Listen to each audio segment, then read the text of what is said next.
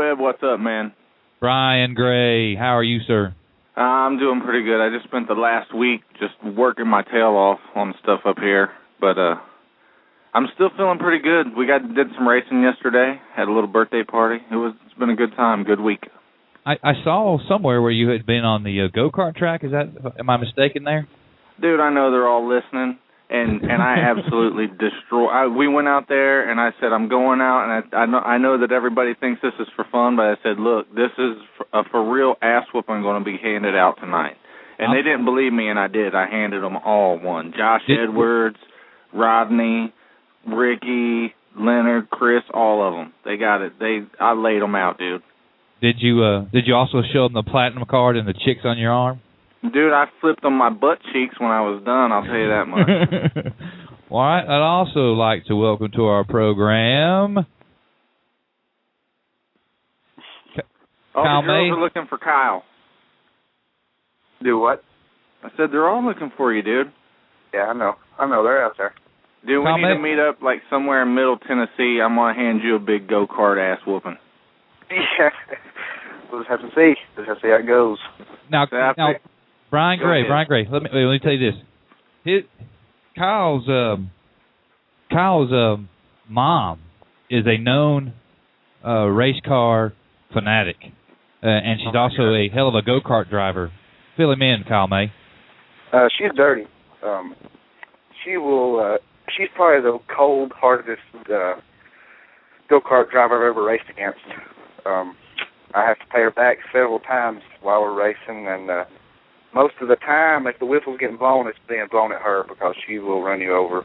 I mean, I've pretty much gotten whiplash from her before at a regular little go-kart track, so it gets wild. I'd rather you race her than me, probably. That's the best way. And that's my boys, dude. That's what we were running against because Rodney and Rick, they're the dirtiest ever. Like, you could be completely past them, mid-corner, coming off, and have the lead, and they'll spin your ass out. I'm telling you, that's how they race, and it's always been like that, and that's why I told them. I said, this time, boys, I'm going to show you how it gets done. So I'm still pumped up over it, and I know they're listening, and I haven't got a call or a text yet, but yeah, they got beat down, and here's why. Here, I'm going to give it to you. We drew numbers, and I drew number one. I was on the pole, started the race, and I'd never been on this track before. So we pull out, and the people there, they're watching. They knew something was up because I kind of stopped and slowed down, and we got double file. We had our startings. We knew where we were going to start the race. And just as quick as we started, I make a right-hand turn and then back to the left, and I drove right in the pits, dude.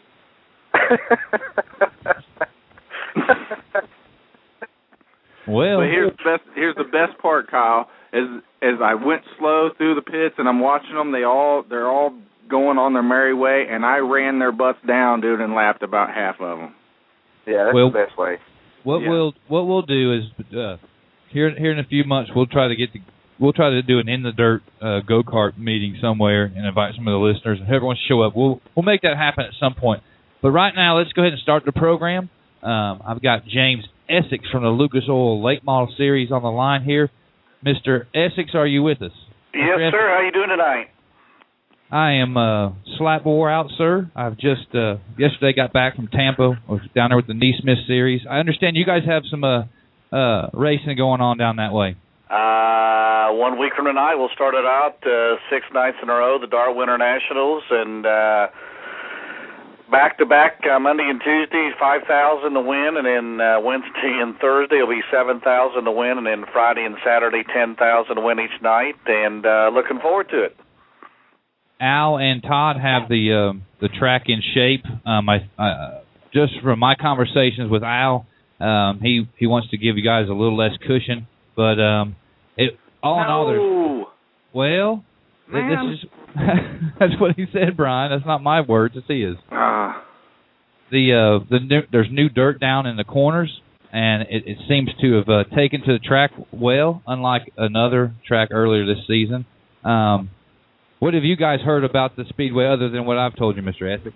Well, I saw the highlights on Dirt on Dirt from the Neesmith Crate Series this past weekend, and yeah, I was impressed. And I know that they've tried to put new dirt down before. I mean, you're always going to have some sand in there. It seems like in that area, but to me it looked raceable. I thought the racing we had last year, quite honestly, was better than we'd had the previous few years down there, and a couple of those shows were in the daytime from Rainow makeups, but. No, I mean, the biggest complaint is about the tire wear there, and hopefully this will help alleviate. I don't think you're ever going to alleviate all of it, but hopefully this will, with the tires we're running this year, hopefully things will be a lot better for the racers.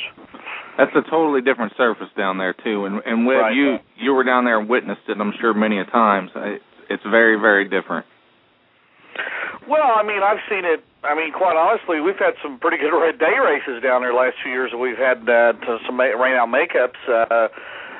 Those were quite good, but, I think starting later, I mean, we're not going to really start till about 6 o'clock as far as hot laps and then get into time trial. So I think that's going to save, obviously, some wear and tear unlike when we're out hot lapping when the sun is still out. So hopefully that'll, leave some more moisture in there for all night long, and we can get the fans out there at a good time and have a good quality show each night. And I think it's important. I think they know that, and you've got competition this year, and the first 3 nights are Al and Todd, I'm sure, will do the best they can, and they'll have the best track possible for the drivers and the fans, and we'll take it from there. Now, coming off of course, Mr. Essex he's an In the Dirt alumni. He was actually the very first guest on the program. But coming off the 2011 season, it's been highly publicized that there's over $3 million up for grabs in the Lucas Oil Series this year.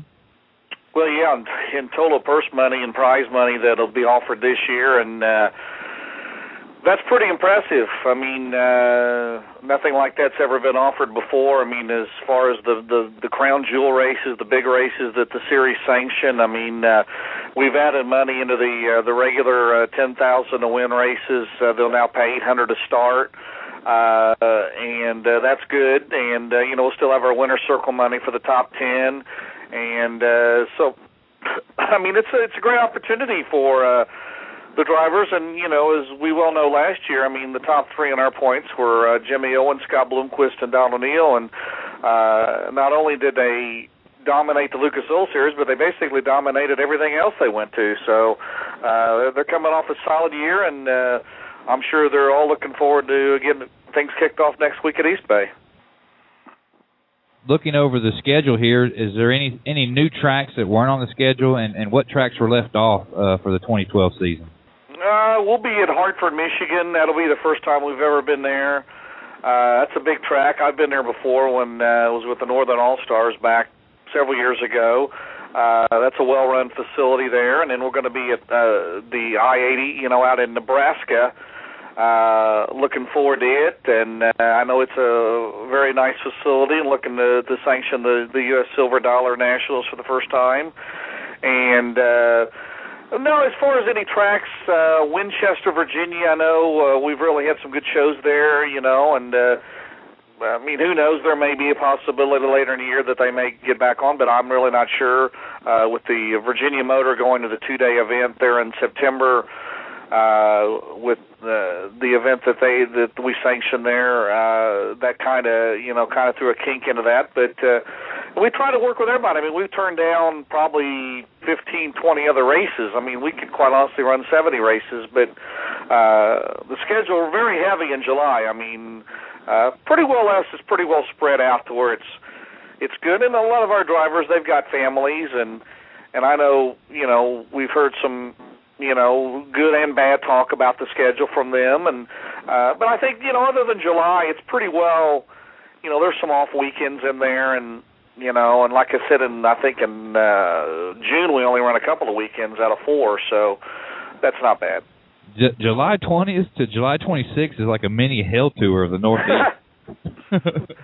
Well, I mean, the whole month. I mean, we start out in Ohio, then we go to Mississippi, then we go to Illinois and Missouri, and then Nebraska, and then we go to New York and Hagerstown, Maryland. So, good Lord. Yeah, that's going to be crazy, and, it'll be, hopefully it won't be hot, but in July you never know. But, no, up in New York, I mean, it's really a something that we've really been proud of the last 2 years, getting not only Lucas' name in there, but some of the races we put on, and promoters very happy. The fans, the crowds keep getting bigger, so that's a good thing, and it's an area that I had never been to until a couple of years ago, and find it, very nice area, and building a fan base there, and I think you're going to see more and more cars that are being going to be raced up in that area that with open competition motors. A lot of they run crates and such, but you're seeing more and more of the open competition cars up that way as well. That's right. Now, okay, this year coming up, CBS is going to be at the Show Me again. Right.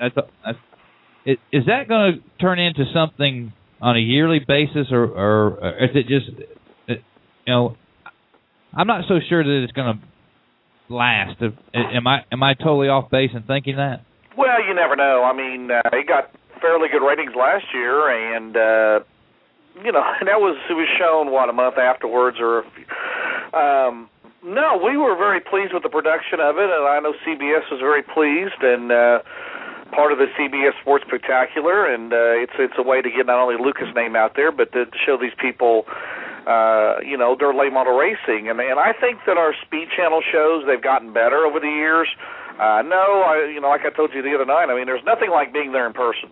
That's right. I mean, there's nothing like being there in person and seeing it.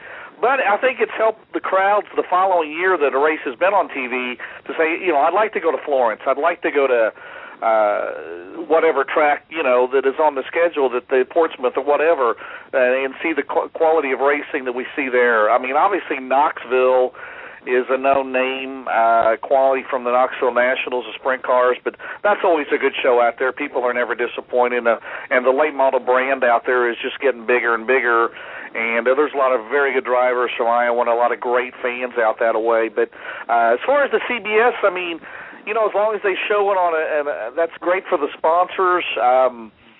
As far as it relating to anybody acquiring new sponsors, don't know.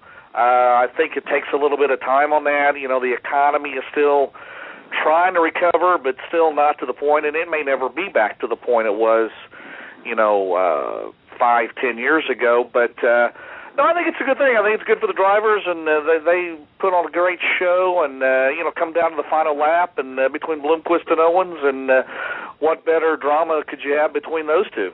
And just for the record, Mr. Essex, there was a group of us that went to all the Fridays and Applebee's and all the places like that, and we turned that thing on when they broadcast it. Yeah, I mean, I think we did a whole internet. It's a big thing. We did a whole internet media push to get everybody out everywhere, the Best Buys, all of them, and turn all the TVs to the Lucas Oil show for the Show Me. Right, and.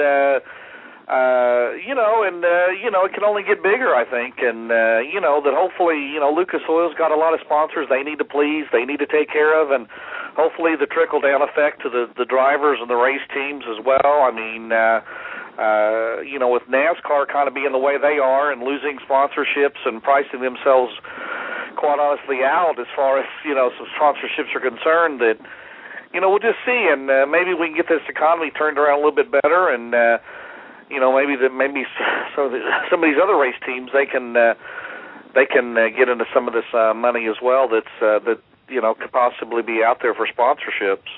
Before we let you go, James. Brian Gray, my co-host, and I were fortunate enough to have tickets to the banquet, and we got to witness little Nathan nearly steal the whole show there. But Brian and I have talked since then, and we want to know how Brian Gray and Webb Dillard can be a presenter of the Rookie of the Year award next year's banquet. Go. I don't know. Did you wear tuxedos? I don't know. I mean, we will do whatever. We were dressed up. We looked. Yeah, we were dressed up. Had ties. We were dressed better. We were told not to show up without ties, and we showed up with ties, and we acted like we had some sense, and then we looked at some of the rest of them. And we're like, whoa, we could have wore jeans. Well, the drivers look good. I mean, the drivers look good, and they're the sport coats and the suit coats and all that. They looked awesome, and I'm sure we could work out something. I mean, I give up a few moments up there on the podium, and I need a break from time to time. But we can talk about it, sure. top of the line, and you know, Brian Gray and I, we don't get to go to a lot of the fancy stuff in the sport, but we were impressed with the level of professionalism that Rich and you guys did the show in. I brought my wife, and you know, the wives of the sport, some of them aren't the biggest, you know, dirt late model fans or racing fans. My wife was impressed with just the kind of the glamour that was involved in it. So 2 thumbs up from me. Brian, you guys had a good time. Oh, dude, I definitely had to give them, you know, that was excellent. I'm very glad that I came, and you know, people told me, they said, well, if you get a chance to go, you need to go. Yeah, that's the truth. That was an excellent experience. Well, that's cool. Mr. Essex, before we let you go ahead and I got you 30 seconds. You got the floor. For more information, Lucas Oil Late Model Dirt Series, our website, lucasdirt.com. You can catch us on Facebook as well, and looking forward to a great season. And like I said, 1 week from tonight, we'll be cranking her up at East Bay, and a full week there, and then we'll be up here at my home track in Brownstown, Indiana in March, and then down to Mississippi and Texas, and then out in Virginia, and just looking forward to a great season. Got a great group of drivers. They're going to be back with us again this year. We're going to have 3 or 4 new ones as well, so we're ready to go. We're going to see you at the Spring 50 at Vaughn. I'm sure I'll be there checking things out, probably doing some work maybe for Dirt on Dirt. You never know, but I'm sure I'll be there getting ready to go. Then we're at Brownstown the next week, but yeah, Spring 50 is always a good race, and you know, the King family puts on quite a quality show. I mean, whether it's a regular show or you know, the Ralph Latham or the North South, just tremendous, do a tremendous job there. Well, thank you, Mr. Essex. Everybody go check out lucasdirt.com for more information on Lucas Oil Series. And if you're down there or going to go down for Speed Weeks, be sure to go over to East Bay Speedway, Raceway Park there to see the Lucas Oil guys in action. Thank you, James. We'll be in touch. Webb and Brian, thank you very much, you guys. Appreciate it. Thank you, sir. Thank you, guys. All right. Well, we're going to take a short break, and on the other side of the break, we're going to welcome Mr. Mike Vaughn of the Neesmith series. Mike Vaughn, the creator, the all-knowing, the big man, the boss of the Neesmith series when we get back on In the Dirt. Welcome in, race fans. We're back from break. Kyle May, did you hear that? We might be introducing the Rookie of the Year award at the Lucas Oil Banquet. Yeah, that'd be cool. I'm looking for you to maybe present it in about 4 years when it's coming to me, so I'm looking for. Brian Gray, what you say? You know, I hope he comes through on it. I got my fingers crossed, and I'm not letting him go. Listen, here's what happens. Here's the plan. Everybody, don't tell nobody this. If you're listening, don't tell nobody. Here's the plan. I sneak up to Moeller. I get some good footage of you racing, right? And then when they introduce us, that video screen that was there at the banquet, it'll have Brian Gray, if you want to be like Hollywood, and racing, huh? Dude, I love it. Well, all right. Let's welcome to the program Mr. Mike Vaughn of the Neesmith Dirt Late Model Series. Mike, you with us? Yeah, I sure am, guys. Good to be on with you guys. Well, Mike, you guys have just wrapped up you guys went down to East Bay and started the Winter Nationals down there. Give us an update from your perspective on how the weekend went. Well, all in all, it was a great start to the 2012 series, 2012 season for the Neesmith Chevrolet Dirt Late Model Series, and had kicked off the 36th annual Winter Nationals at East Bay Raceway Park, and had 54 teams show up first week of February, and we're excited and looking forward to a good season. Now, down there you had what I call bushwhackers, but you had some guys come in that don't normally race with you guys. Like we had Austin Hubbard down there. He was racing on the AES team, and Rambo Franklin. 2 nights we had door-to-door with three or 4 laps to go. Could it have gone any better for the season opener? I mean, all in all, I think it was good. With the first 2 nights, the first 3 nights, practice night and all, they put new dirt down at East Bay, and and I felt like before I even got there, it was going to be real critical that we do our best to try to keep the track surface, going our way where we could make it 2 or 3 wide racing, and we accomplished that. It took a little time, and it took a lot of effort on all of our team's parts, and I thank them all personally for doing that, and they really helped us make the racetrack what it was, it was all in all, it was a good show. The racing was 2 and 3 wide, and when you get that, you got to say it was a good weekend. You get that in any class of racing. Consistently over 2 or 3 nights, you've done a good job. Now, yeah, and going back to what you said to finish what you was talking about, we do, we bring in throughout the year there'll be different higher profile drivers. I guess you'd call it that. To me, they're all the same when they strap in. They're all the same. Just drivers, and them guys want to race. It don't matter if it's Kenny Wallace has raced with me, Kenny Schrader, and I can go on, and we welcome them, and my regular guys, the Denise Smith regulars, they like to race against those caliber guys because they learn if they don't learn something or if they can outrun them, they feel it puts a little boost in their step. So we welcome that, and who knows about Dennis Rambo Franklin and the AES racing team. He's leading the points, and Steve Cook's been a great supporter of the Neesmith Dirt Late Model Series for the last came on board with us last year, and they were able to pick up that Neesmith Cup with Dan Brewer, and who knows? I wouldn't say Rambo might not be a regular on the tour this year. They definitely clicked. If that was their first go around, they definitely clicked. Well, they've raised some stuff together and done some stuff with Dennis, and they got a really good program up there at that team, and it's a team effort, and they really put the work and the time in. Slim, the crew chief up there, looks after all those teams. Steve will bring 4 or 5 cars, to some races. I mean, it's not an easy deal to do, but they work hard, and they like racing. All right. Now, I want to just pick your brain for a second, Mr. Vaughn.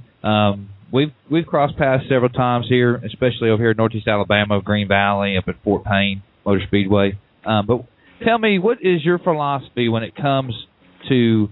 I mean, I know where the Neesmith is a crate series, but what do you attribute the success to? Is it your philosophy on racing? What is your philosophy on racing, and how do you make the Neesmith series work?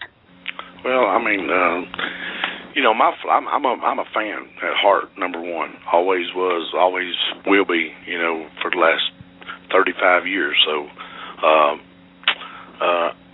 what we done with this series is I just seen an opportunity to try to make racing as affordable as possible, to keep people in the sport that can't afford to go and don't have unlimited funds, to do it, and so that and allowing new people to come in that can be on the same playing field as the people they're racing against, and not get discouraged and leave and go to another form of racing. That's my whole philosophy, just trying to make it affordable, and I believe in a strong PR department,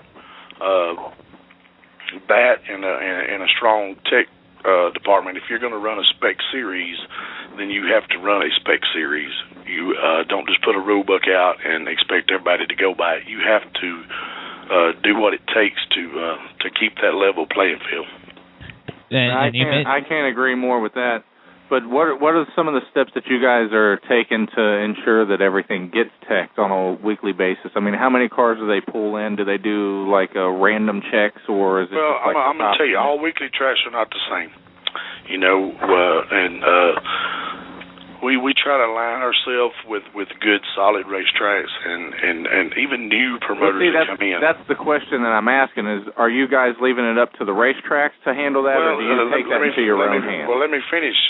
What I was about to tell you there is we not only do we try to train their tech people, but I also have 3 spot checkers that show up at any racetrack that is under the umbrella of the weekly racing series, and you don't know when they're coming. The promoter don't know. There's 2 people that know on Wednesday where they're going, and that's me and them, the inspector. He shows up and buys a ticket, goes in the grandstands. When the feature starts, he goes to the tower and tells the race director, I'm so-and-so, gives him his card. I want you to hold top 5, top 10, whatever it is, after the feature. And I got 3 different spot checkers that does that. So we get around, and like I said, we may not be there every week, but they don't know when we're going to be there. So our weekly racing series, there's, very seldom, and I would have to, so small I can't even tell you what it was last year that we threw out in infractions last year in the weekly racing series. You have to excuse my voice, guys. A week in Tampa, race directing and running shows, I've kind of lost my voice a little bit. That's you mentioned the quality of tech that you have. Your tech guy is Tim Sims with the touring series. He's the competition director. He's the guy that keeps everything squared away. Consistent guy across the board. And then you got PR. You said a good PR. Roby Helm, the best. When I was at my position there at Old Man's Garage, couldn't have been more happier with the work that Roby Helm does as far as getting the word out. I mean, I was talking to a guy today, and they were just like that PR guy or whoever. The press releases are right there. They're there when they're supposed to be. All the information. I was reading today, and it talks about Chris Cantrell's spin and turnover there. So you're right. You got 2 of the best guys in the business. Your tech guy, Mr. Tim Sims, and Roby Helm. Well, I mean, we're not a big staff. It's 4 people that look after this whole organization, and now 5. We've I guess I'm actually going to put the cart before the horse here, but. We brought on Webb Dillard to be our media director, and that's going to really step our program up. And I think the combination with Roby Helm, as far as I'm concerned, is the best PR guy in the business, and Webb and Tim is our general manager and our competition director. So we're talking about 4 people that look after a 25 race touring series and about 30 weekly racetracks. So, it's quite an undertaking. But if you got the right people in place and you do your job, it's not that hard. I mean, I'm not going to say it's not hard, but it's rewarding when you do it and you get results. That's right. And I appreciate Webb's the daggone media director. Yeah, he's got it. Where's that coming from? I was going to tell you all that at the end, but I wanted to make sure y'all understood that our staff had, really grown from 4 to 5 now. Well, Can I be like the official traction control inspection guy? If you run a 400 horsepower 604 crate engine and you need traction control, I need to get you a ride in Formula One. You are one bad dude. Okay, well, I appreciate it's an ongoing discussion. I hear that over and over and over again. I've heard everything you can hear about crate racing, racing in general. I'm going to tell you, there is a traction control problem, but it ain't crate racing. That's right. Not in crate racing. And I'll leave it to that.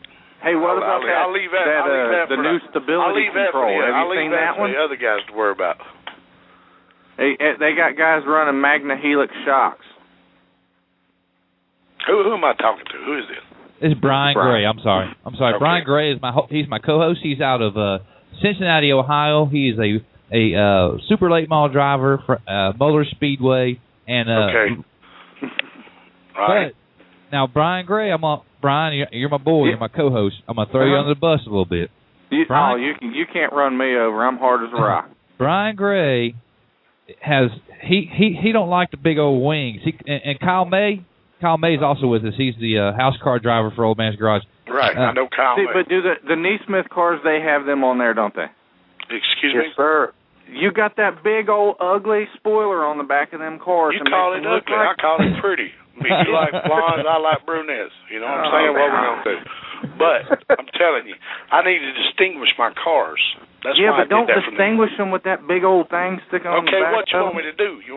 What you want me to do? Turn the nose? Make them run an 8-inch spoiler. Brian. You want me to turn 8-inch spoiler. Yeah, Brian. I want to distinguish them from the difference so people knew. So yeah, but see, everybody wants to be different. But I'm a firm believer that there needs to be one late model. I don't think we need this late model and that late model and crate late model and super. I'll agree with that. And I hope one day it has a 12-inch spoiler on it. Now, but see, Mr. Vaughn, the thing is the big spoiler, in my eyes, is for marketing. That's a big. You can say that all you want. Well, you can say that too, but let me tell you another thing. It also is for a little bit of maybe stability to a guy that's trying to get into racing. If you give him a little bit more, that might help him. Maybe he does get a little bit more downforce there. You know, maybe it does help him get through the corner better to have that more 4 inches. How about that guy? Give him a break, you know. I mean, try to help that guy. That guy needs to go back and work in the garage a little bit more. I've had to pay my dues that way. This guy may have just came from Legends cars. He shouldn't have started in a Legends car in the first place. Well, okay. That's your opinion. That's your opinion. I know. That's where we're going. That's good, and I'm giving you mine. That's fine. Ain't no problem there. Agree to disagree I don't on have a problem with you. I'm just trying to bust your nuts a little bit. That's all right, shit. You can bust mine. You won't be the first one ever done it, buddy. I know, but that spoiler's got to go, man. That thing just, I don't know. Okay, so moving on from that, next year, the Neesmith series is going to introduce the 525 series, and let's talk about that a little bit and how that's going to change the face of racing. Well, I think this is the game changer for dirt late model racing. I wholeheartedly believe that. This engine is proven. We've done 3 years worth of R&D on this engine. It is a factory-built LS based off of a Corvette engine, manufactured by GM. That all aluminum engine. That is comes out of the only thing that's changed from your factory Corvette engine on the street, it's got an intake for a carburetor, a camshaft, and a racing 8-core oil pan, racing oil pan. Other than that, it's the same engine in the Corvette that just passed your ass going down the interstate. That's what I'm talking about. They've been proven on the bull rings, because I know a lot of guys around here that run them, and that's a good option. I wish the price would come down on those things. Do I now? The pricing, I don't think the pricing is really right there yet. $69.95 is too much for a motor. Right, but see, then you got to buy all them pulleys and all that stuff. Well, don't you got about buy 10? Run open motor? I know, but you're still at over $10,000 bucks, and I can build a super motor and go qualify for a Lucas race for less. And you don't have to buy anything to go on it. No, I have to buy my parts, but I've assembled engines and I can qualify for them like that. Well, but I'm just saying now we're gonna compare apples and apples. Let's do that. I think they can do better. That's all I'm saying. I think because of the mass production of those engines that are out there. If you think that you can go anywhere and buy an engine for $69.95, okay, $10,000 for an all aluminum motor that will last at least 3 years, that you don't have to replace the valve springs on. They're good for about 36 races. Okay. I got one that's got 75 on it. Ronnie Johnson has won. That's right. I'm just going from because I considered running them up here because they'll let us run when Rayburn started that. What's that? I said I wouldn't consider it. I'd have one tomorrow if I was you, because I'm telling you. Right, but see, that's what I'm getting at for a guy like me.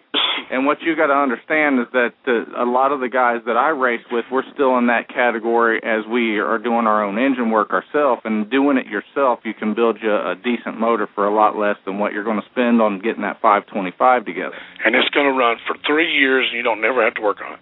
That's right. Now, I got 76 races out of the one I ran last year. Right. Well, I mean, that's right. good. And it didn't blow up. I'm going to put rings in it this here in the next couple of weeks, and I'm going to have that as a backup for next season. And you got how much in it? 5,400. I got about $7,500 in the whole thing. Well, I mean, that's good. That's fine, but everybody can't do that. I know that, and that's what I'm telling you. But there's a lot of people that can, and that's what I think. Well, this deal might not be for everybody. I'm not trying to say it is, but I'm just telling you it is a good option. I'm just saying with the resources that are there, I think that they've got it. It needs to be priced along the lines of the 604 because I think that's about an equivalent. When you compare the parts and what's in production right now, I think they're better off. If they get the pricing down. Let me step in here. Kyle May, you have a question for Mr. Vaughn concerning the 525. Yeah, I'm probably with OMG.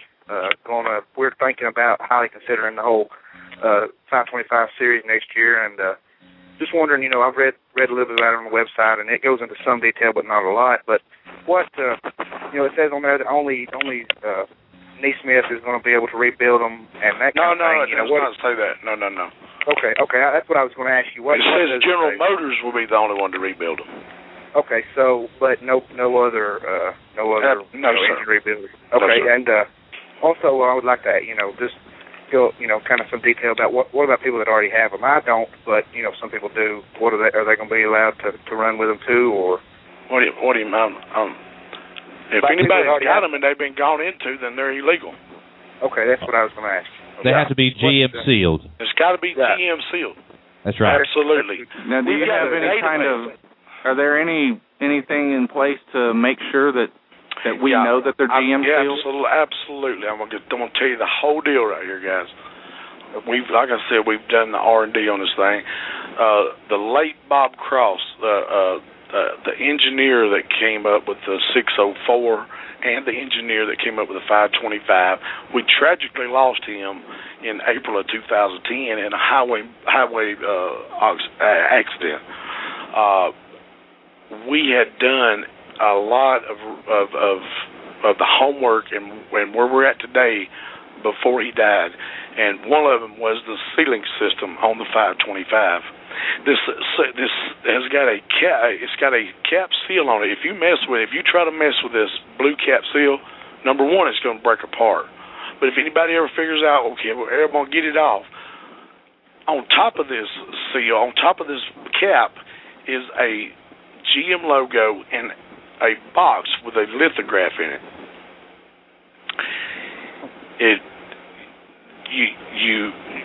If you're taking this engine, you have to have a computer, you have to have an air card, and you have to have a webcam. I take the webcam, I scan that, I log into GM's database. And they're not just anybody's going to have that. You're going to have to, right now I'm going to be the only one that's got that, but we're going to share that with people because I want everyone to run this engine, not just me. I want every sanctioning body to look at this because I'm telling you guys, something's got to be done. If you can build them over 7,500, that's great, but they ain't many. They can do that. But getting back to this, you take a picture with that webcam and you're in their database, you scan that seal, it automatically tells me if that seal is in the right spot for that serial number on that engine when it left GM. And listen, the thing is here tonight is about talking about this 525 series, and it is going to be an affordable way to race. Does that make sense to y'all? Do I need to explain any more about that? No, that's a decent explanation for how they're going to feel it. I think it's going to be good. I think it's going to take off, and I'm looking forward to it myself. I would just like to see GM work something out with all of us so that, I know through Neesmith that all of us can get a really good deal. But if I call Riker Buick up here, or I go to Sweeney Chevrolet, or one of those places, the prices are such, they vary. And I'm talking they vary $1,000 by the time you get it. And these guys are telling me that, they don't have this volume or whatever. I just think the pricing needs to come down and be more universal across the board for everybody. If they're going to sell the engine, let them sell the engine, but, make it so that everybody can afford it. Well, I'm working on it.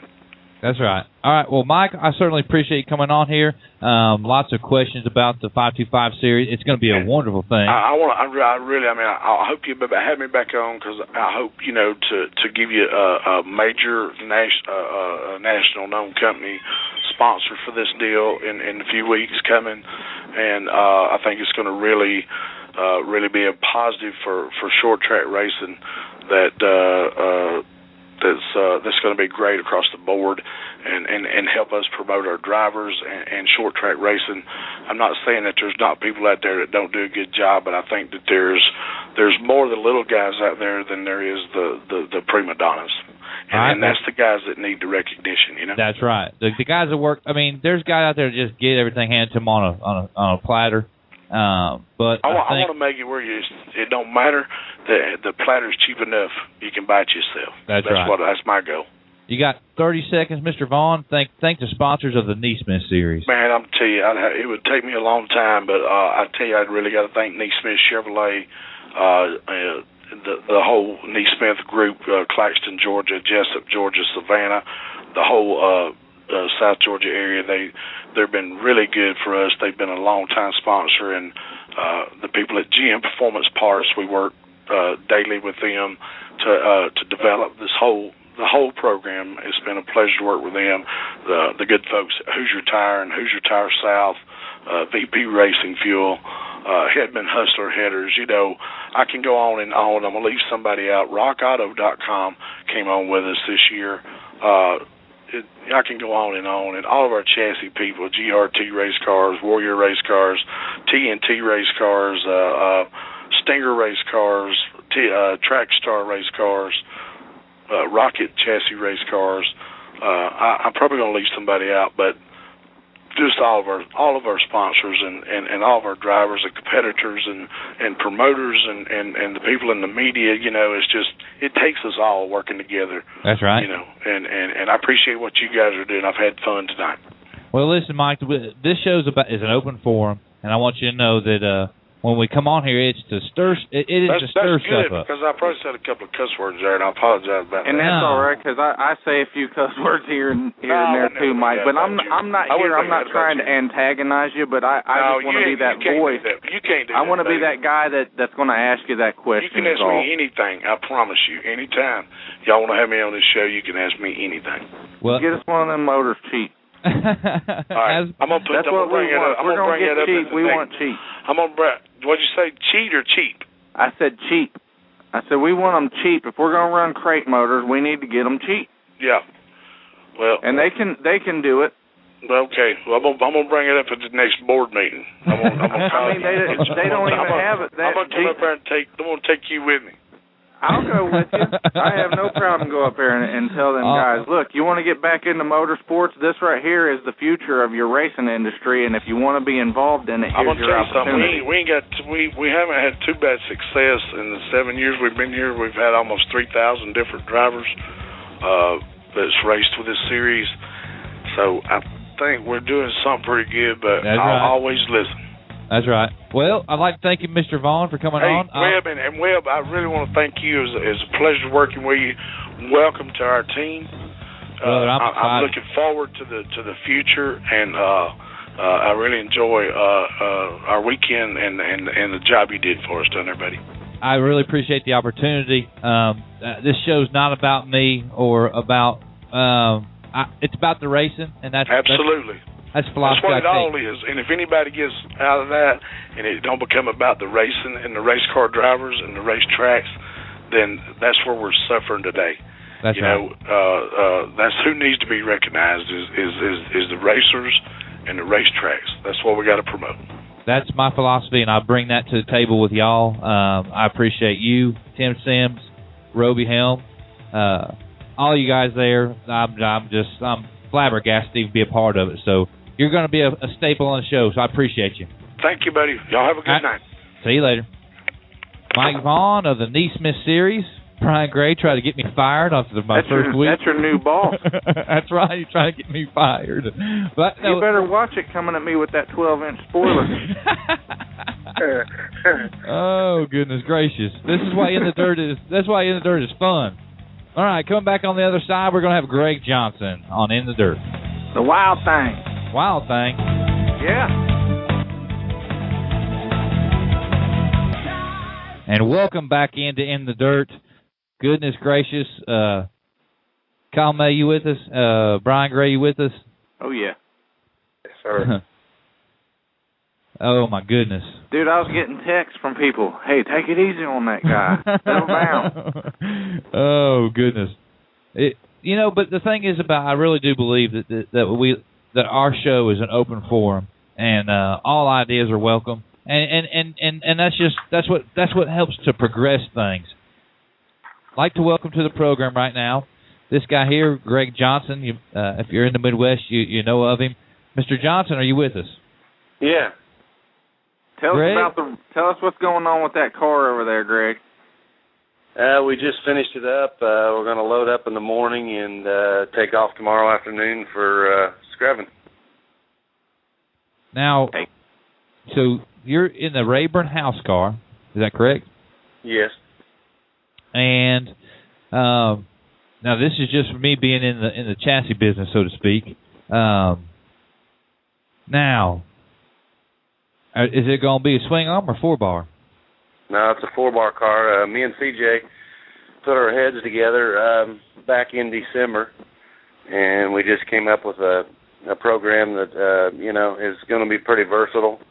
It's not a swing arm car. It's completely new from front to rear. Basically, 4-bar car, just conventional, just like everybody else in the country is running, and hopefully things will take off. And I guess my next question is I'd be amiss. I'd miss everything if I didn't ask this. There's been some resistance to go to the 4-bar out of the Rayburn camp.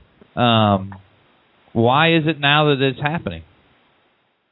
Well, the biggest thing is, you're getting your butt kicked about every time you go to the racetrack by one, and you might as well join them. The swing arm car, we got, we did real well with them for quite some years, and that's kind of a thing of the past, really.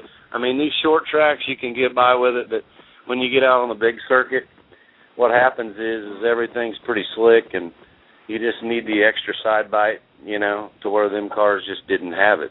And that was going to be my next question. If you thought that it was going that way because of the way the track seemed to be going, the direction of track prep, or if they were just wanting to do something different. Well, CJ, like I said, we talked about it for a good long time here over the off season, and it's just a thing that everybody wants, and at the time he didn't have everything set up for it, and we just went in and put our heads together and kind of came up with a combination that we think is going to be good. Yeah, but Chen would still kick everybody's butt in that swing arm car. Yeah, like I say, these short tracks you can get by with it, but you get out on the big stage and it's just a different ball game. Now you guys are heading. Say again. I'm sorry. I said I'm cutting into your time. You got your questions, and I'm just butting in there. You go right ahead. My question was going to be: is you guys are heading down to Florida for Speed Weeks. You guys got to know that you're going to be sort of a story down there, and all eyes are going to be on you. Is that any added pressure? I mean, you're a veteran driver. Is that any added pressure? Not at all. I've been on that stage before, and you go into it with guns a-blazing, and hopefully come out the other side, with a finished product. Now, who's going to be on who's the crew? Are you crewing out of your shop, or are you crewing out of Rayburn's shop there in Whiteland? No, we're actually Bedford Transport. We're out of their shop, and he's the major sponsor, along with Pro Power and a few other people like Got a Race and Arizona Sports Shirts. They stepped in and going to help us out. But we actually went and got a Pro Power motor here a couple weeks ago, and hopefully we've got everything we need. So you're going to be back in the 49 car? Is that what we're talking about? Yes. So what happened with the old A-Hines deal? We're still running with them. They're going to help us along if we have any stumbles. I'm actually going to run some for them too. But we're just we're going to start out the year down here in Florida and hopefully, get the ball rolling. And are you guys going to continue down the path of a series, or are you going to just race in the Midwest? Yeah, we're starting out with the World of Outlaws, and hopefully that pans out. We're going to go to Florida and try it, and hopefully we come out and in pretty good shape and points. I know that we've got a big obstacle and things to overcome, but hopefully we got all of our ducks in a row, and we've got a couple of days here we can test. That's going to be needed. But I think the way we've got the cars and stuff, I believe that we're going to take off where I left off last year. You and I have spoke, Greg, offline, about the situation. You know how excited I am for you and for CJ to do this. What is CJ Rayburn's level of excitement about what's going on with his name and his brand of chassis?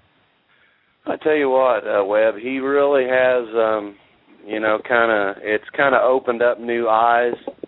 He's really been into it, like I've never seen before. I mean, as far as that guy's always thinking about something, and when I bring topics up to him, he really thinks it through, and he comes back maybe not that day, but the next day he'll call me up and say, "Hey, man, maybe that is what we need to do," But we really put a lot of time and effort into this deal. He's really gung-ho about it. Hopefully everybody will accept it. I know he's been a firm believer in a swing-arm car before, for a long time, and that was just his dream, But anyway, he was the original guy that did come up with the 4-bar car back in '84. So, it's not like it's a totally, away from what he's came up with before. But we've got some new things that goes along with the 4-bar deal that we think is going to be good. So hopefully everything will be good. Now, you and I, the sentiment is that, everybody out there, respects the hell out of CJ. I've talked to so many people. And everybody is, they might not say it out loud, but I believe everybody's rooting for this. I think everybody knows the importance of having Rayburn's name. Rayburn's name in dirt is like Earnhardt in NASCAR. You got to have it. I certainly wish you guys a lot of luck. You guys, you have some sponsors you want to thank? You got 30 seconds here. Go ahead and thank some sponsors to get you guys down to Florida. Yeah, sure. Pro Power, Bedford Transport, Arizona Sports Shirts, Old Man's Garage, Got a Race, Rayburn Race Cars, Franklin Rear Ends, Prince Excavating, Lineal Construction, PRC, Hoosier Tires, Indiana Decal Company, FK Rod Ends, Dominator Race Products, and Base Fuels. Dominator. That's it. The Dominator. The Dominator. All right. Greg, you guys in that D-Dominator. He's an XD4 guy, Greg. You got to forgive me for that. I'm sorry. Well, all right. Well, good luck, Greg, down there in Florida. You guys go down and give him hell, and let's. I'm rooting for you guys. Let's get Rayburn's back there, in a good place. There's room for competition when it comes to chassis, but man, you got to have that Rayburn name. Yeah, I tell you, he's sure helped out a lot of people over the years. If it wouldn't have been for him, I would have never even gotten to start. So there's a lot of thanks to him and a lot of people along the way. But anyway, I tell you, he's really gung-ho, and hopefully this thing will open up a can of whoop-ass. I hear you. And, hey, maybe we can convince him to come on the show. You think we can get him to do that? Oh, yeah, most definitely. All right, well, you guys go down there and get you some checkers. And that's Greg Johnson with the Rayburn 4-bar house car going down to Speed Weeks. Greg, y'all give him hell, okay? Thank you. All right, when we come back to In the Dirt, we're going to bring on Kelly Carlton and Johnny Pursley from the Carolina areas. When we come back on In the Dirt. Back here on In the Dirt. Hey, Kyle May, what you think about Rayburn coming back in to the national spotlight? Kyle May. Brian Great is gone. Wait, you hear me? Yeah, there you are. My bad. That's pretty cool. Anyway, coming back in. Yeah, I think so. I think he's got them OMG bird cages on there, if I'm not mistaken. That's a true story. That's a true story. Yeah, I think. Got some OMG parts up in central Indiana now. Yep. Yep. I hope it helps them. Hope it helps them take off because I hope it. You know what I'm saying? I hope it helps them go further with the 4-bar thing. Well, I'll tell you this much: he's got the driver because Greg Johnson ain't no joke. I'd like to welcome to our program Mr. Kelly Carlton, Kelcar Motorsports. Kelly, you with us? Yes, sir. I'm here with. Gotcha. And you got Mr. Johnny Pursley with us? Yes, sir. Get one of you guys to turn down the computer. I can hear it on. It's giving me a little feedback. Kelly, how you doing, brother? I'm doing well, Wes. How about yourself? Just be a part of racing. Just you can't complain. I do sometimes, but I'm pretty good. A little tired right now, but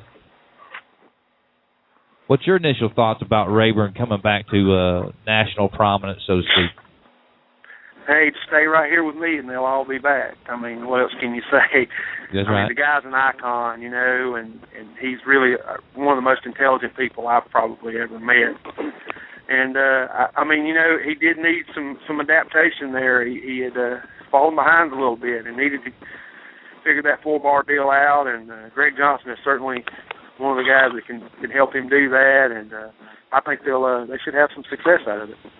I think it's a really huge deal. I don't know if we and I don't know we have a small audience here, but I don't know that it's really been announced anywhere. We may have scooped everybody on that deal.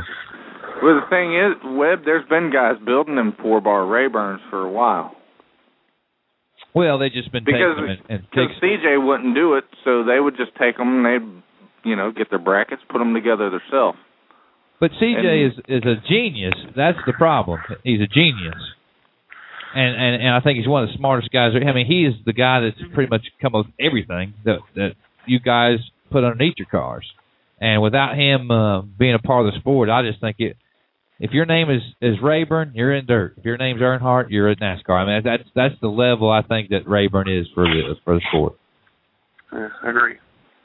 Well, Mr. Pursley, super late model driver out of the Carolinas. How are you doing, sir? Pretty good. How about you? We making it. I actually got to talk to you at Screven Motor Speedway. I believe you had a second or third place finish there that night. Tell us a little bit about yourself and about your program. We're based out of Clover, South Carolina. I drive for a fellow, is Bob Straight out of Shelby, North Carolina. He got me going pretty good in supers probably about 2 years ago. I've raced for my dad for 10 years, just crates and limiteds, and Bob liked what we were doing, put me in a supercar, and we took off real good, and business slowed down for him a little bit this year, so we're going to be going back to basics, running my dad's cars a lot, and we've had another big sponsor step up, Keith Freeman Plumbing, and hopefully we can take things off from our shop too. So of course the Southern Nationals that come through there, I'm sure is a staple for you. Do you guys race any of the Clash stuff, the fast track? Are you guys going to be concentrating on fast track this year? Really don't know. Last year we just kind of hit and miss. The Clash race was one of the only races I won last year. I don't think they've got much on the schedule, and it's pretty close to home. We'll probably try to hit most of them if we can. 10 for it. Now, we had Mike Vaughn on earlier with the Neesmith Series, and we all know that Mr. Kelly Carlton is with the Fast Track Series. And the only reason I'm bringing this up is because you mentioned cost. Crate or 525? What would your program benefit more from? Probably around my area, the 525, because most of the tracks around home are small and kind of blow off at the end of the race, and I really think you could, the way they're letting you run the weight break and the spoilers around here, I think you could take a 525 and make some pretty good money. The crate class around here, it's really got ridiculous with the rear ends and all your stuff you got to lighten.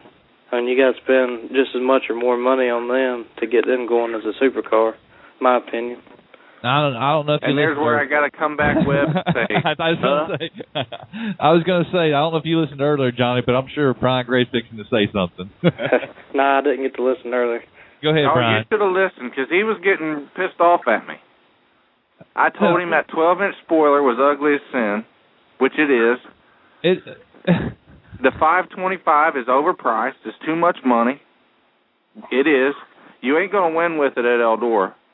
No. You're not going to win with it at Florence. You're not going to win with it at Florence Speedway. You're going to run good with it at short track bull rings, but it's going to absolutely dominate any of those other crate cars. Yeah. Oh, yeah.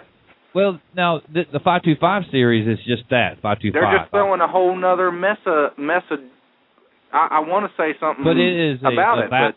It's a valid opportunity to still be able to use the motor. It's a valid opportunity to bring in another class of late models in a form of racing that already has too many different classes.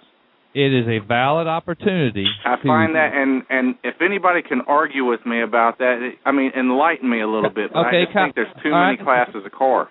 All right, let's do this. Okay, this question goes out to Johnny and to Kyle. Will the 525 allow you to make up for some mistakes with horsepower? Go, Mr. Pursley. Will it allow you to make up mistakes with horsepower? Yeah, like a super late model has enough horsepower. You can make a mistake, but get out of the mistake with the horsepower the super has. I really don't think the 525 will be. Which I can't say because I never have been around one or drove one, so. Have you ever drove a super late model that had like a 388 in it? No, sir.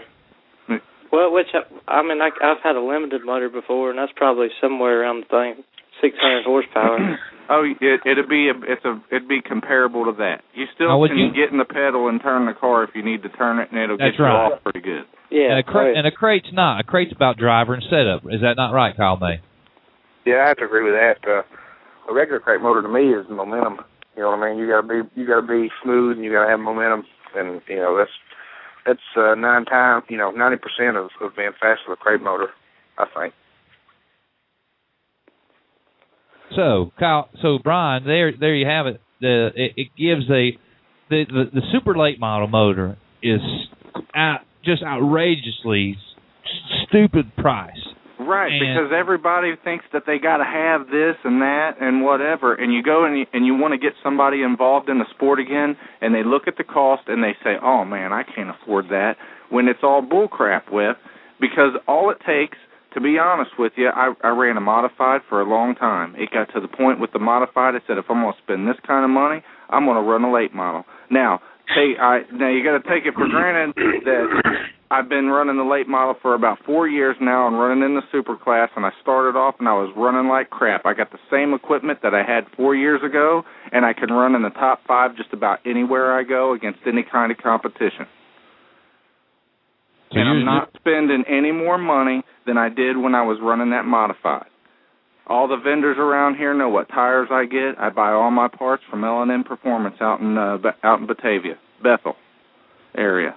They can tell you what I buy. That's where I get all my stuff from. So I take it you're just not a fan. No, I'm a fan of racing, but I'm a fan of guys believing that they can get into the sport and they're not pushed out by the money. Well, racing's expensive no matter what class you're at. Right. It is expensive, but everybody makes it sound like they put it off to the other guy, and they discourage so many people that who would want to even try to build a late model when they hear how much money they got to spend to get into it. Well, I mean, but that's just it. I mean, it doesn't matter what you're doing. I mean, if you're doing a sport, and then you got 14 different classes of cars, and you're like, well, what do I want to go here? Do I want to do this or do that? It's all crap. Have a limited class and a super class if you're going to do that thing. Don't have these 12-inch spoiler, 8-inch spoiler, 604, 602, 525, spec tire this, Hoosier that, whatever. So Mr. Pursley, you came up through the ranks. You didn't start out in the supers. Where did you come from as far as class of cars go? I started out in a street stock car and ran it for probably 2 years, and then I was there when crates first started, and that was another thing, like the 525 coming along. When we first started, it was strictly 602s, and then 604s basically took it over. And that's what I feel like the 525 is trying to do, is just take over the 604 class. So let's just say this. Hang on a second, Brian. Hang on a second. Let's just say this, Johnny. Let's say that there's no intermediate between the street stock and the super. So you can't learn anything in a crate motor, and it's not an affordable way to get into a late model. Is that what Brian's trying to say? No, that's not what Brian's trying to say. For somebody to start off with, I think a crate car is a good way for somebody to start off, because it does teach you how to be smooth in a race car. And, I mean, just like he said earlier, if you're not smooth in a crate car, you really ain't going nowhere. So that really helps out once you do move up to a supercar. And here's the downside, Mr. Parsley. You buy that crate motor. You buy your 602 or 604 crate motor, whatever. You spend your money, you get your stuff that you need to get it right. And then you want to move up. What do you do with that crate motor? Sell it. And what do you get out of it? We just sold one, I think 2 months ago. We got $4,500 out of it. And how cheated up is it? It ain't cheated up. Let me just interject something here, Brian. You guys might be able to do that where you race at, but I can tell you that in this area, if you bring an engine that you've only spent $7,500 on, you may be able to compete a week or two. But places like Cherokee Speedway, where you have really long straightaways, high RPMs, so you get in the corner, then you have to back it in the corner to get it turned, and you're right back high RPM. A lot of guys, we've been through this here. The lesser expensive motors where you've used cut corners a little bit on parts, cut corners on engine work and things like that aren't lasting. And it's just, again, here we're a lot dry slicker, we're a lot more tire spin, so there's a lot higher RPM. Well, the only argument that I would have with that is that I don't believe there's many more tracks that are faster than like Knoxville or Eldora. But size-wise. Absolutely. But Knoxville is hammered down and hooked up, where these places around here are slick but hammered down. You have to be wide open on them, so you're doing a ton of wheel spin and a ton of RPM. And a big motor can't do that on these tracks down here. That's why Ronnie Johnson goes out there with his 525 and bangs them up, because these guys think they got to have a 434 or 430, and they go and they buy cheap cranks and cheap blocks, because that's where the money gets spent. I think across the board they could help a lot of people out by, number one, saying no aluminum engines at all. Take that aluminum motor and toss it out. Mr. Pursley, what do you think? I mean, I really don't have I don't you know. Probably we race against a lot of super guys that got steel blocks. I know a lot of super guys there's guys that run Lucas that got steel block engines that run real good. Yeah, down our way. We don't run into a lot anymore. We used to, but it's fallen by the wayside. Go ahead, right, John. everybody has to have an aluminum motor. They don't have to, but I mean, I reckon that's how they like to get their cars set up around here. That's right. I'm not putting anybody down or anything. I'm just bringing to light. Everything is so scattered with everything, and it's getting even more. So everybody wants to throw this new class here. That's why a street stock from up here isn't going to run with a street stock 50 miles away. Because they're not the same car. They're different everywhere you go, and it's getting to that point with late models. You're going to have 15 different classes of late model, and we need that many. I think we need one class of late models, and that's it. There was a street stock at East Bay from here in Alabama that went down there, and he got caught in an accident early. But he nearly drove through the field to win the race. He ended up second. He needed about 5 more laps, and he would have had 5 more laps had it not been for time constraints and a green-white checker they enforced. Now, right, and I'm not talking about competition, Webb. I'm just talking about rules and people getting started in it. That's and right. We're always worried about low car counts and this and that, and it's things that some of these sanctioning bodies are doing that are limiting that. And they don't think they are, but the reality of it is that they're making it harder for somebody to get involved in the sport. Very valid point. Mr. Pursley, I'd like to thank you for coming on the program with us this evening. Before you go, I give you 30 seconds, and you can thank whoever and whomever you want to when it comes to your race car sponsors. Go ahead. Freeman Plumbing, Kelcar Motorsports, Pursley Grading, Twin Oaks Racing, and FK Rod Ends. That's about it. And your website is? JohnnyPursleyRacing.com. Can all the race fans that listen to the program find you on Facebook? No, sir. We need you on Facebook. What? Not a big fan of Facebook. Pursley, and you're not even on Facebook. No. Can I start your Facebook page? I'll be your social media guy. No, my website's good enough. Okay. No, it's not. You got to have social media too. You got to have it. You're going to have to get a marketing department. Kelcar Motorsports needs to get that going over there. Yeah, not a big fan of Facebook. Gotcha. If you just use it for the racing, then it's fine. Right, that's all you got to use it for. We do have a Twin Oaks Racing Facebook.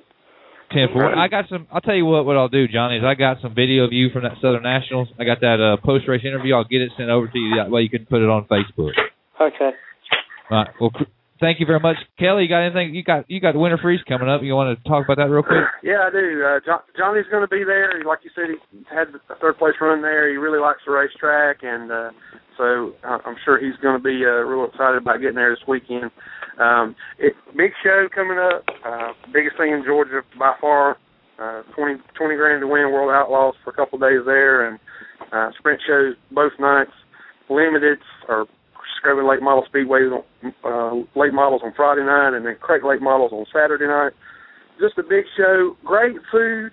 Having a big get-together on Saturday at 4 o'clock behind the flag stand for all of the fans. 4M guys, Twitter, Facebook, whatever you are, come over and see us. We're going to have some door prizes to give away and get to meet everybody. Well, I certainly appreciate. That's pretty much it. I certainly appreciate you, Kelly, coming on and bringing Mr. Pursley to get his name out there to some of our fans down here in Alabama, and then of course the fans all over the world. Really, we're simulcast down in Australia too. So it's Tuesday there, and they're already we're in the future down there. So appreciate you guys. Good luck with the upcoming Winter Freeze there. We had Red on last week. That was a great interview with Red. But Brian Gray. Did we lose you, Webb? No, I'm there. You hear me? Yeah, you cut out for a second. Oh, that ain't good.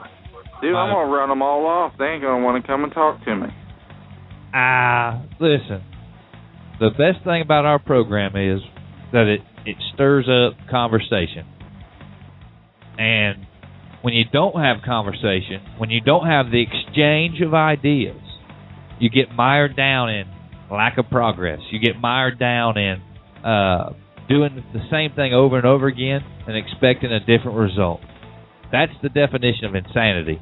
Right. So no matter what, the bottom line is this program is an open forum, and every opinion counts and matters, whether it makes one guy mad or not. I don't care. I don't give a damn. But this program, and I do, and if I am wrong, I do want somebody to enlighten me on it, because I only want the sport to progress and get better. That's fine. I don't want it to take a back seat to anything. I want this to be the premier form of motorsports. And I believe that the potential is there for it to be. But I'm not going to be the type of radio host that doesn't ask the hard questions, that doesn't just kiss ass. I'm not going to kiss ass to nobody. And if it takes asking the hard question, I think Greg Johnson handled some of the questioning. We basically asked him, why the hell did CJ wait so long to come around? And he answered it. So, I was hoping to hear if there was some kind of fallout with the A-Hines car, too. He did a good job in that thing last year. I'm not privy to that. He acted like they're going to still do some things together. I'd like to thank all my guests. Of course, my two co-hosts. I wouldn't try to do the show without Kyle May and without Brian Gray. You guys are the best co-hosts. I'd like to thank Greg Johnson, like we just mentioned. I'd like to thank Kelly Carlton and Johnny Pursley for coming on. I'd like to thank Mike Vaughn from Neesmith, my new boss. Pretty proud. I'm pretty proud to be a part of the Neesmith series. I'm excited. You guys have any closing thoughts? I'm looking at this. Robbie Gordon says, "Kiss my ass." Kyle May, you want to hear it? Yeah.